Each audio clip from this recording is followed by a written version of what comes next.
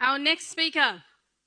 All right, Fred Najee. After living a life that tested his faith for many years, Fred will be up here today sharing his own close encounters with death, because his topic is talking about life, making the most of life before death. And he'll be speaking about his close encounters. He'll also be sharing a strong message about taking advantage of your life and the gift that it is, particularly during Ramadan. So welcome to the stage, Fred.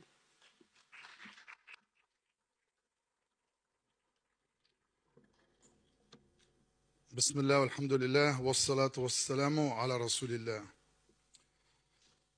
My brothers and sisters, it's an honor to be here today, share a little message with the youth and the parents. My name is Fred. I grew up in Punchbowl, went to Punchbowl Public, went to Punchbowl Boys, a few other schools.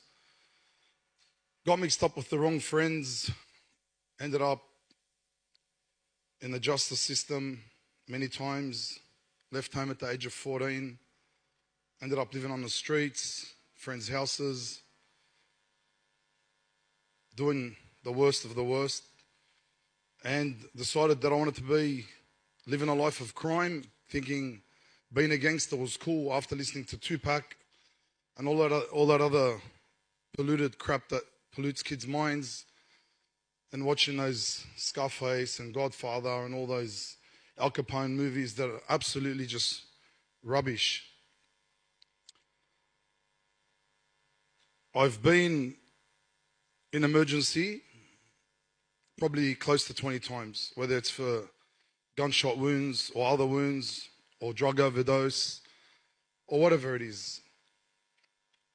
But my message today to the youth is this life that you imagine in your head, and this life that you might think it's cool and you might be thinking about taking that path, it's not for you. Trust me.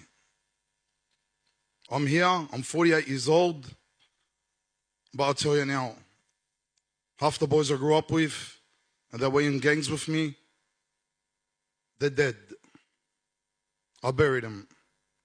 I've rushed them to hospital. I've rushed myself to hospital. So you can't escape the dramas if you're going to live this life. You're going to get mixed up in all sorts of crap. And when the dramas are on, you got to run the ball up. You got to be prepared to take life, to defend your own life. That's why I chose today to speak about this, 5 before 5, because alhamdulillah, Allah gave me guidance, and I've been seeking knowledge, chosen better friends, and that's why I'm here today. Also, I don't want you, young youth, especially the brothers, to make the mistakes I made. I want you to learn from my mistakes, because you might not live to learn from them. As like I said before, many of my mates, they're not here. Some are doing life. Some are doing big whacks, 10, 20 years. Some are paralyzed from wounds and injuries. And let me tell you something, when you're inside, you got no friends.